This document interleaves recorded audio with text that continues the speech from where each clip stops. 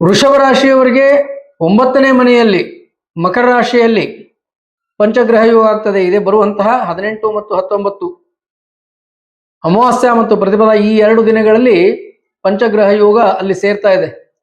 ಸೂರ್ಯ, ಚಂದ್ರ, ಮಂಗಳ, ಬುಧ ಮತ್ತು ಶುಕ್ರ ಈ 5 ಗ್ರಹಗಳು ಅಲ್ಲಿ ಬರ್ತಾ ಇರೋದ್ರಿಂದ ರಾಶಿಯ ಅಧಿಪತಿ ವೃಷಭ ರಾಶಿಯ ಅಧಿಪತಿ ಶುಕ್ರ ಆತನು ಅಸ್ತನಿದ್ದಾನೆ. ಹೀಗಾಗಿ ಅಸ್ತ ಕಾಲದಲ್ಲಿ ಈ ಪಂಚಗ್ರಹ ಯೋಗ ರಾಶಿಯ ಒಂದು ಬಲ, ಆ ರಾಷ್ಟ್ರಾಧಿಪತಿಯ ಬಲ ತಮಗೆ ಕಡಿಮೆ ಆಗ್ತದೆ. ಸಾಮಾನ್ಯತಃ ಈ ವರ್ಷ ಬಹಳ ಉತ್ತಮವಾಗಿದೆ.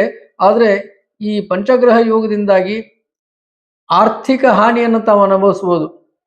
ಈ ಕಾರಣಕ್ಕಾಗಿ ನವಮ ಅಂದ್ರೆ ಭಾಗ್ಯ ಸ್ಥಾನದಲ್ಲಿ ಇಂಥ ಒಂದು ಇದು ನೋಡ್ರಿ, ಕೆಲಸ ಮಾಡುವಂತ ಸ್ಥಾನ ಅಂತೂ ಕರೀತಾರೆ ಅದಕ್ಕೆ. ಅದು ಪೂರ್ವ ಕರ್ಮವನ್ನ ತಿಳಿಸ್ತದಂತೆ.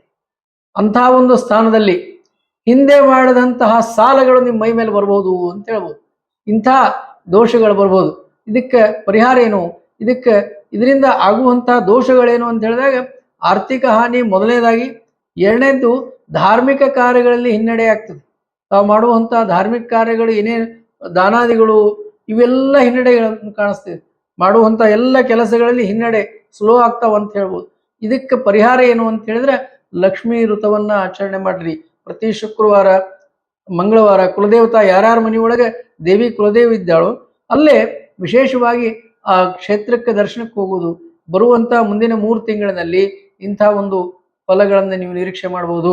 ಆ ಕಾರಣಕ್ಕಾಗಿ ಹಾನಿಯನ್ನು ತಪ್ಪಿಸುವುದಕ್ಕಾಗಿ ನೀವು ದೇವರನ್ನ ಪ್ರಾರ್ಥನೆ ಮಾಡಬೇಕು, ದೇವರಲ್ಲಿ ಪೂಜೆಯನ್ನ ಮಾಡಬೇಕು, ವೃತ ನಿಯಮಗಳನ್ನ ಆಚರಣೆ ಮಾಡಬೇಕು, ಲಕ್ಷ್ಮೀ ದೇವಿಯ ಮಂತ್ರವನ್ನ ನಿತ್ಯ ಜಪವನ್ನ ಮಾಡಬೇಕು ಅಂತ ಹೇಳ್ತಾ ನೀವೆಲ್ಲ ಒಳ್ಳೇದಾಗ್ಲಿ ಅಂತ ಹೇಳಿ ತಿಳಿಸ್ತಾ ಇದ್ದೇನೆ. ಇನ್ನು ಈ ವೃಷಭ ರಾಶಿಯವರಿಗೆ ನೋಡ್ರಿ, ಯಾರ್ಯಾರು ಕಲಾವಿದರಿದ್ದೀರಿ, ವೃಷಭ ರಾಶಿಯ ಕಲಾವಿದರು ಶುಕ್ರ ಕಲೆಗೆ ಬಹಳ ಮಹತ್ವವನ್ನು ಕೊಡ್ತಾನೆ.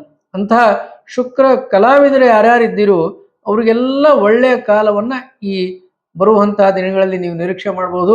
ಮುಂದಿನ 3 ತಿಂಗಳಲ್ಲಿ ನಿಮಗೆ ಗೌರವಗಳು ಪ್ರಾಪ್ತಿ ಆಗ್ತದೆ ಅಂತ ಹೇಳಿ ತಿಳಿಸ್ತಾ ಇದ್ದೇನೆ. ಮನೆಯಲ್ಲಿ ಮಂಗಲ ಕಾರ್ಯಗಳು ನಡೀತದೆ.